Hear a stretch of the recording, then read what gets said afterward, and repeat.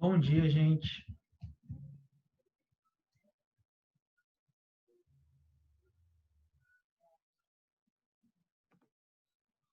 Vou esperar mais uns 2 minutinhos aqui para ver se vai entrar mais gente, e aí a gente começa.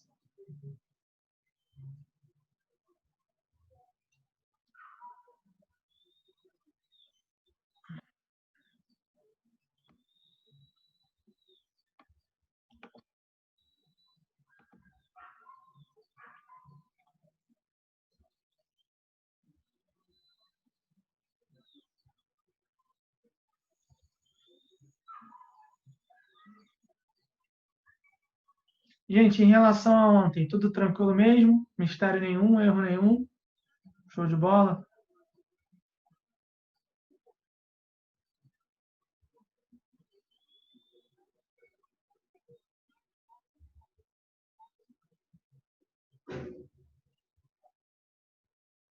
Beleza, então.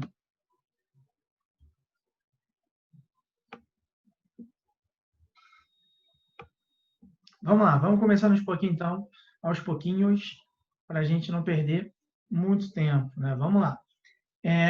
Então, gente, hoje a gente vai falar sobre sociologia, né? Já que ontem a gente falou de história, tá? E aí, diferente do que acontece em história, né? Da minha parte, vocês vão ter 10 questões de sociologia, né? Então, em história, vocês vão ter 5, porque né, eu divido com o Renan. Essa aqui eu não divido com ninguém, então 10 questões. Logo, se teremos 10 questões, a gente vai trabalhar sim, né, com 7 módulos, tá? Então, história são 5 módulos, aqui a gente vai trabalhar com 7, tá? Vamos lá aqui para o primeiro módulo, que é o seguinte, eu botei ali cidadania, né? Vocês já sabem como funciona, né, o roteiro de consulta, e vamos lá ver o que ele fala. Ele não, eu, né? Compreender o conceito de cidadania e identificar as diferenças do conceito ao longo dos períodos históricos e das diferentes sociedades. Então, neste primeiro, o que a gente vai trabalhar, o que a gente vai ver de fato, o que eu quero que vocês vejam de fato, tá? Primeiro, entender aquela ideia de cidadania, né? Que é aquela relação de direitos e deveres dentro de uma sociedade, uma relação, né, de duplicidade, uma relação, né, na qual é uma mão dupla entre quem é cidadão, considerado cidadão, e o Estado, através dos seus representantes, né, onde o cidadão ele tem direitos e deveres. Né? Então, a ideia de cidadania ela vai se exercer de fato a partir do momento, a partir da ideia na qual é estabelecida uma relação de direitos e deveres por parte de quem é considerado cidadão. No entanto, né, eu ressaltei isso nas nossas aulas, que você ser considerado cidadão hoje é diferente do ser considerado cidadão na Grécia Antiga, do ser considerado cidadão na Idade Média, do ser considerado cidadão na Idade Moderna. Então, o conceito de cidadania ele vai mudar, ele vai se transformar, tá? Então, o cara que hoje é considerado cidadão, né, provavelmente, em outra época da história, ele não era considerado. Né? Então, eu lembro que eu falei, fiquei repetindo isso várias vezes nas aulas, né? As mulheres da nossa turma aqui, né, do segundo ano, né? Em outras épocas, elas não seriam consideradas cidadãs. Né? Por exemplo, na Grécia Antiga, ser considerado cidadão, homem, né, nascido em Atenas, filho de pais atenienses e por aí vai. Então, tinha uma série de regras, de ordenações, que definiria se o cara seria considerado cidadão ou não. Tá? Então, o que eu quero que vocês façam em relação a esse primeiro módulo é ver justamente essa ideia que eu estou colocando aqui, de entender o que é o conceito de cidadania e tentar observar como que esse conceito ele vai se alterar, ele vai se transformar ao longo do tempo. Né? Então, é entender que o cara que é considerado cidadão hoje, ele não era considerado cidadão lá, né, na Grécia Antiga. Poderia não ser considerado cidadão na Idade Moderna, na Idade Média. Então, vocês vão ter que ver, né, o que cada época, né, definia para o cara ser considerado cidadão. Então, obrigatoriamente, né, além das possíveis anotações que vocês fizeram no caderno de vocês, né, que vocês olhem o capítulo 1. Né? Lembrando que na semana passada vocês fizeram uma lista de exercícios, aquela no link que eu enviei para vocês, né? E tinha uma resposta, tinha uma pergunta lá que trabalhava com isso, né? E vocês foram relativamente bem não, vocês foram muito bem, né? Então, assim, é basicamente isso, nesse caminho, tá? Então, a ideia de cidadania é ver justamente isso que eu falei para vocês aqui agora e entender, né, como que esse conceito, essa ideia de cidadania, ela vai se alterar, ela vai se transformar ao longo do tempo. Beleza? Deu para entender isso em relação aqui ao módulo 1, ao capítulo 1? Alguma dúvida? Algum mistério? Ou não? Podemos passar? Então, vamos lá. Segundo, direitos sociais e políticos. Compreender o conceito de direitos políticos e identificar as características necessárias para a efetivação dos mesmos na prática. Tá?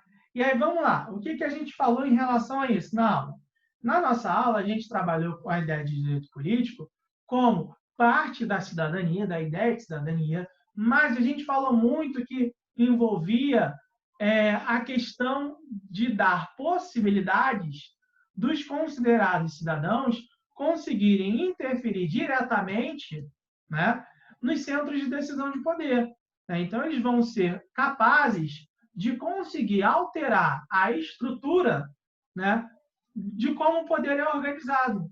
Então, por exemplo, eu lembro que eu trabalhei com vocês, que eu falei com vocês na aula, né, sobre a ideia de que muitos de vocês, né, provavelmente já teriam direito de votar, né, que hoje o voto ele é facultativo para quem tem em 16, 17 anos. Quando você faz 18 anos, aqui no Brasil, o voto ele é obrigatório. Porém, o que a gente falou na aula? O fato de eu poder votar por si só significa que eu tenho os meus direitos políticos garantidos? Não.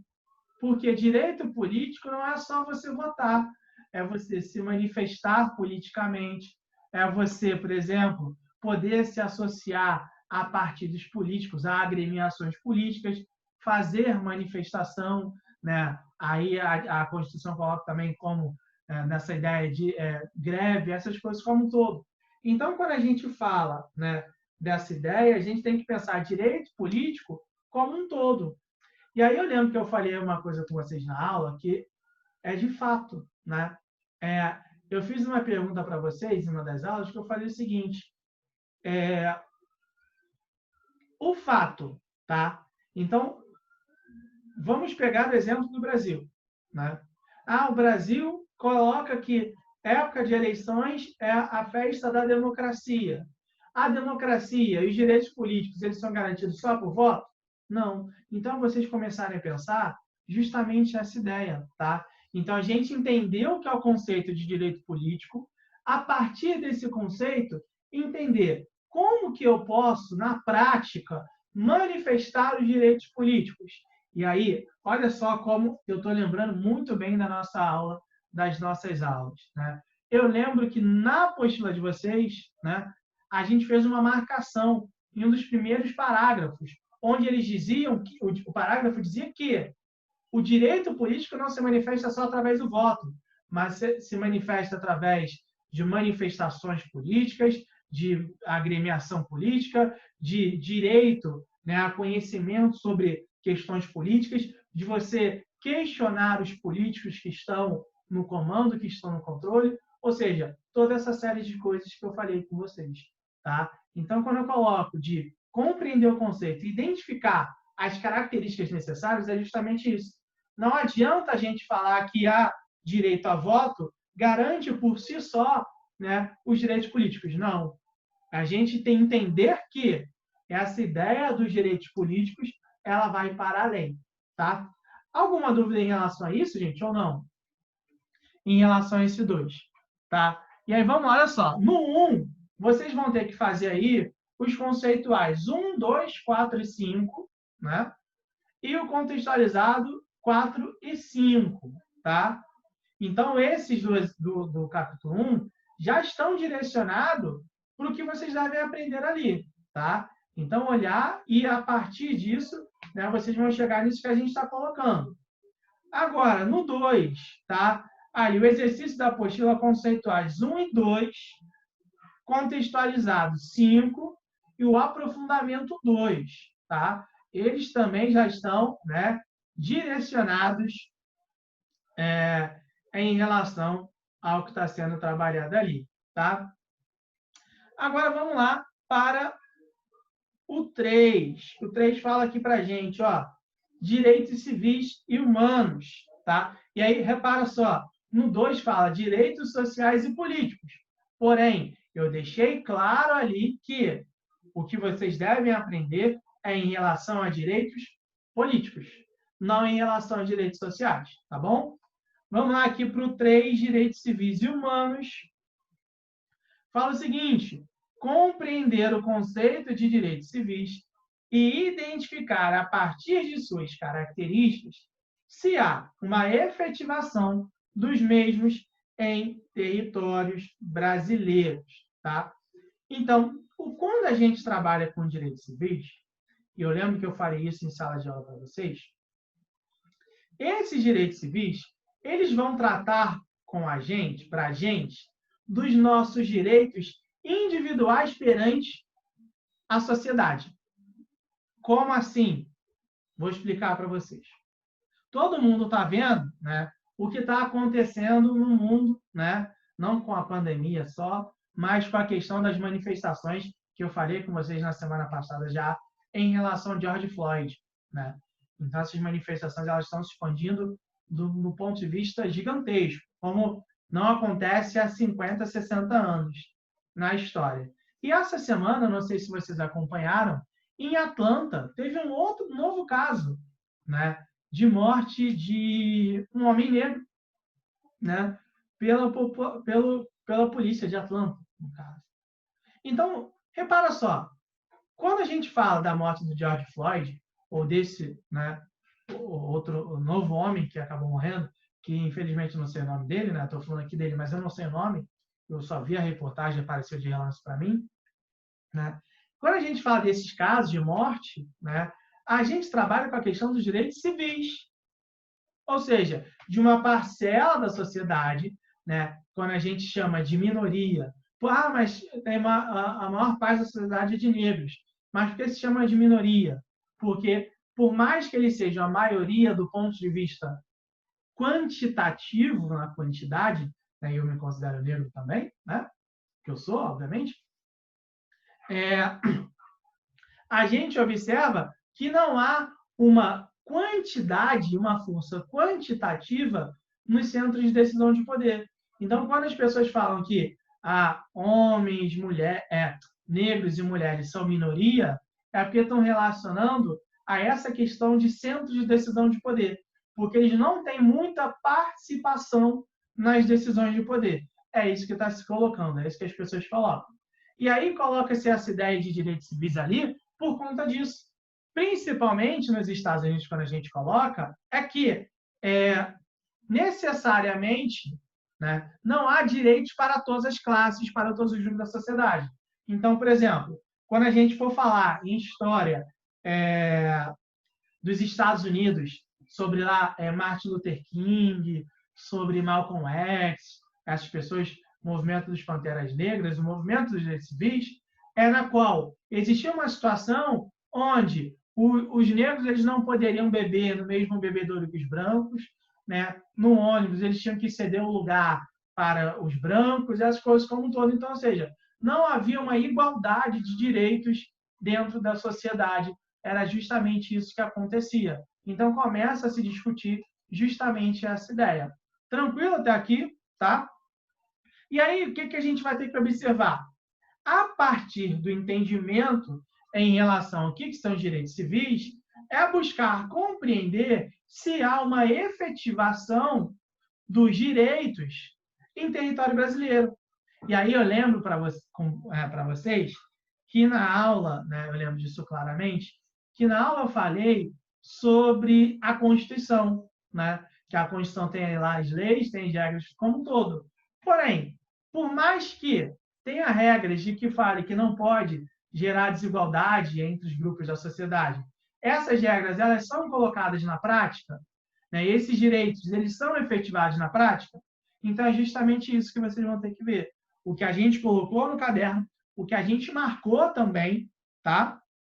Mas olhar justamente esse aspecto. E aí, eu lembro para vocês, ressalto, deixo claro aqui para vocês, que na apostila, nesse módulo aí, tem uma parte com a Constituição, com alguns, né, artigos da Constituição brasileira. Recomendo que vocês leiam, tá? Então, justamente isso, vocês entenderem o que são os direitos civis e observar se eles são efetivados, né, na prática aqui no Brasil. Beleza até aqui? Tranquilo? Né? Acho que de boa também. Né? Vamos agora aqui para o quarto. Tá? Pobreza e desigualdade social. Aí eu coloquei aqui para vocês. Ó, compreender os conceitos de pobreza e desigualdade social, identificar como esses conceitos se manifestam na prática no Brasil, e identificar as práticas de busca da redução da desigualdade social no Brasil. Então, repara, lembra que eu falei com vocês que quando a gente fala de pobreza, tá? Geralmente a gente associa, né, pobreza com a ideia financeira, tá? Mas quando a gente fala em pobreza, a gente associa uma ideia de você não ter capital ou ter pouco capital. Quando eu falo capital, é capital financeiro, dinheiro, é capital cultural, por exemplo, né? Ou seja, acesso à cultura, né? Uma série de coisas que eu falo para vocês. Então, pobreza é você não ter um acesso de qualidade, tá? Ao capital financeiro, cultural, social, o que quer que seja, tá? Só que o grande ponto que geralmente se coloca é de que pobreza é acesso, é a falta de acesso a recursos financeiros. Beleza até aqui? Agora, pobreza é isso. O que é desigualdade social? Desigualdade social é justamente observar que em uma sociedade existe uma parcela que tem um acesso, tem um capital financeiro, tem um capital cultural muito grande e uma outra parcela que basicamente não tem acesso nenhum. Então, quando há uma discrepância em relação ao acesso às possibilidades dentro dessa sociedade. Então, a gente falou isso na nossa sala de aula também, na nossa sala de aula presencial. Tá? E aí, a gente tem que observar como isso vai se manifestar, né, no Brasil. Como que a questão da desigualdade ela se manifesta no Brasil? Como a questão da pobreza vai se manifestar no Brasil? Primeiro, o que a gente tem que associar? Que a ideia da pobreza econômica, obrigatoriamente, né, quase que obrigatoriamente, leva a sociedade a uma situação de pobreza cultural, de outros tipos de pobreza. Porque se você não tem recurso financeiro, você não consegue consumir cultura com facilidade. Né? Ontem mesmo, passou no programa da Fátima Bernardes um caso de um garoto que ele mora no meio rural, na zona rural, não sei agora de qual estado, e que lá ele não tem internet e que ele não estava conseguindo estudar, né, continuar estudando porque ele não tem acesso à internet, né? Só tem alguns livros lá no qual ele pode ler. E aí, na cidade dele, na rádio dele, ele conseguiu fazer uma campanha pedindo para que as pessoas doassem livros para ele, né, para ele conseguir ele continuar tendo acesso à cultura, coisa que ele não estava tendo, já que ele não estava tendo aula, ele estava fora da sala de aula. Né? Então, assim, ele não tem recurso financeiro. E isso impede claramente, isso na prática mostrou para a gente, que impede claramente, né, dele conseguir ter acesso a outras coisas. Então, observa, né, que existe uma discrepância, existe uma desigualdade social muito forte na nossa sociedade, né, e isso se manifesta dessa maneira aqui no Brasil. Então, é entender isso. E aí, beleza, né? Como que se busca uma solução para tentar resolver o problema da desigualdade aqui no Brasil? Né? Quais são as práticas que buscam isso? Eu lembro que eu comentei com vocês, e a apostila trabalha com isso, né? Então deem uma olhada nisso na apostila de vocês, né? Com a ideia do programa do Bolsa Família, né? Então, que é aquele programa de transferência de renda, né? Então, assim, identificar as práticas, no caso, a prática que vocês vão ter que identificar, que analisar e observar, é a ideia do Bolsa Família, que trabalhamos na questão da semana passada e que na apostila e no caderno de vocês tem em relação a isso também. Beleza? Gente, até aqui, alguma dúvida? Tudo tranquilo? Tudo certo? Sinalizem aí para mim, por favor.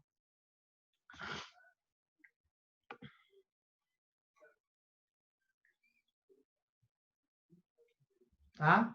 Então, beleza, né? Estamos seguindo, né? Não tem muito mistério, gente, até porque isso tem muito a ver, né, com o que a gente trabalhou, né, já, e o que vocês fizeram na aula passada, né? Eu fiquei extremamente satisfeito mesmo, né?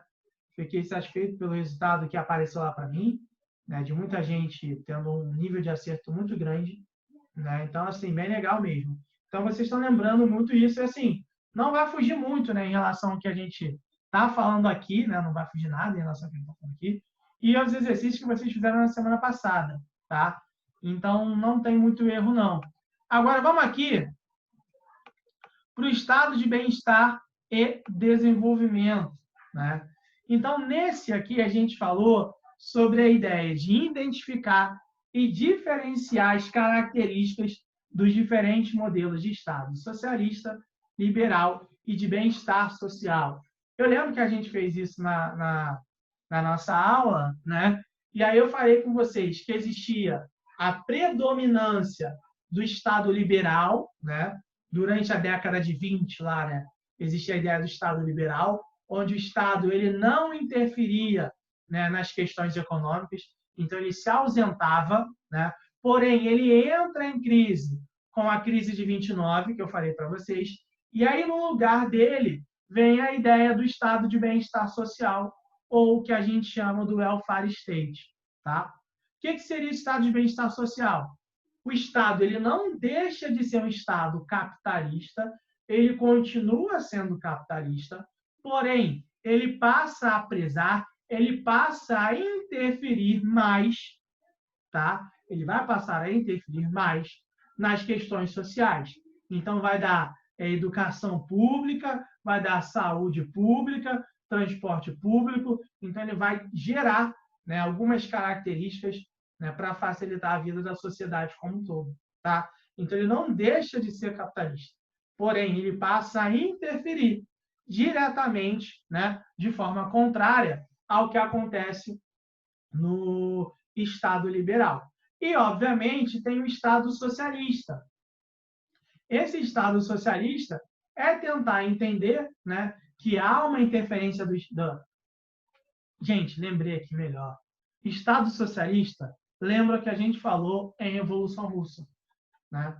Da construção, como que se forma o Estado pós-Revolução Russa. Esse é um Estado socialista, diferente do Estado liberal e diferente do Estado de bem-estar social. Então, é identificar, né, essas diferenças existentes.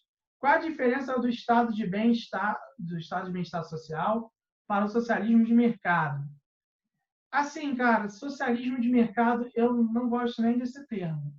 Para mim, não faz muito sentido socialismo de mercado. Porque ou você é socialista ou você é capitalista. Né? Você encontrar um método, um meio, né, de se chegar meio a meio com os dois, para mim, não faz muito sentido. Então, assim, eu não gosto muito desse termo, não. Né? Eu, particularmente, não gosto. Né? Porém, essa ideia de socialismo de mercado, quando se trabalha, fala de que há um modelo, né, socialista do ponto de vista político, mas que na economia se adota o capitalismo. Assim, para mim é meio complicado, né, entender essa terminologia. Então, assim, o estado de bem-estar social é um estado capitalista, mas que ele interfere em algumas questões da economia. Ele não é liberal total, mas ele garante alguns direitos da sociedade como um todo, tá?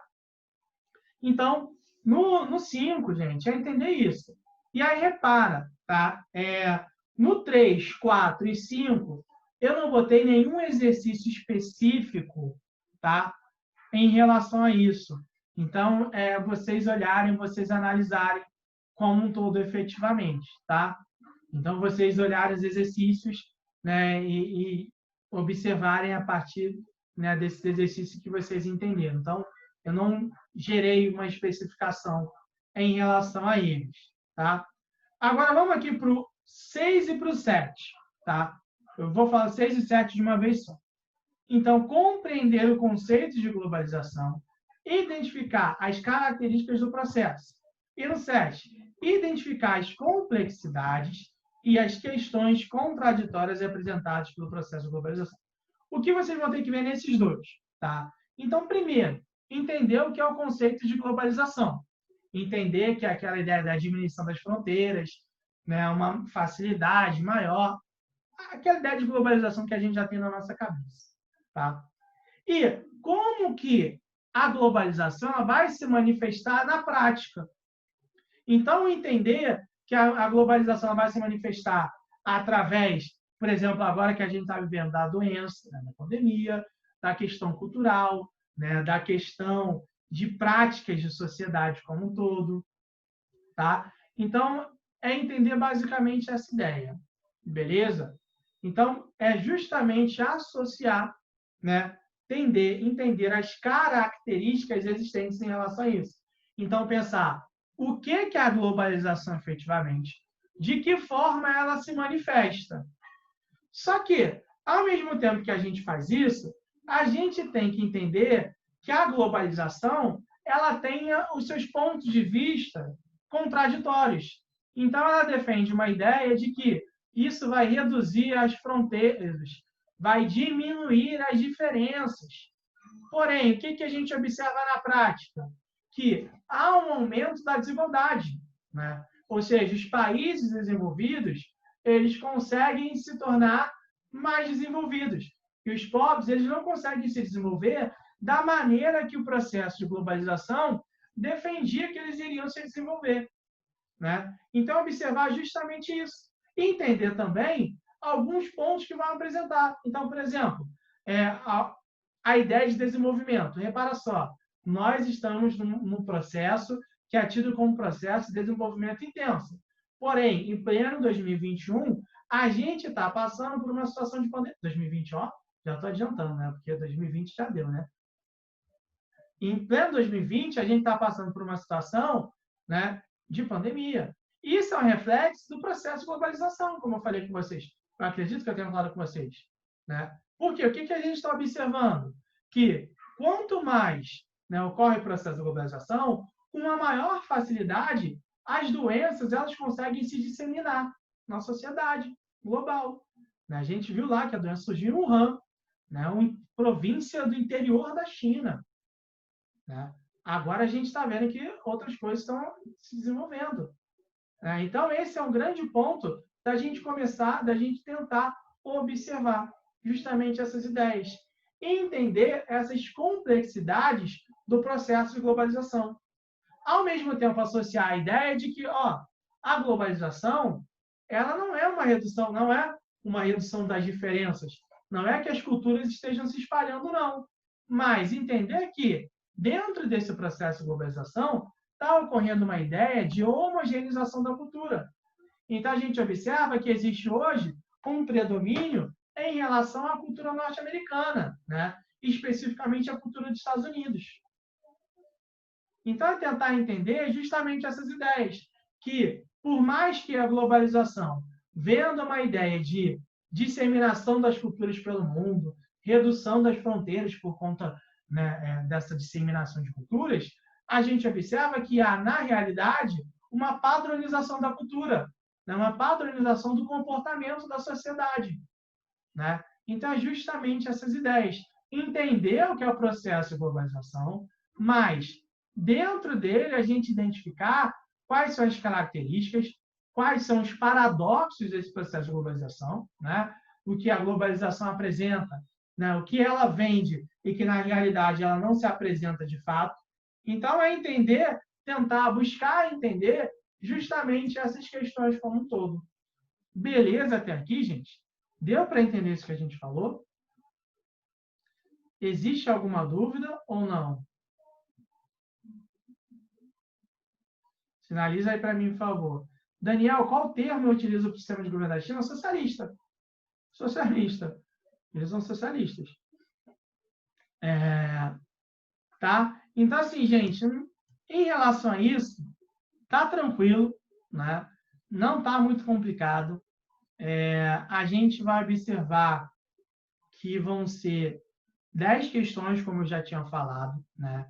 Dessas 10 questões, 3 serão discursivas, o restante vão ser de questões objetivas, tá?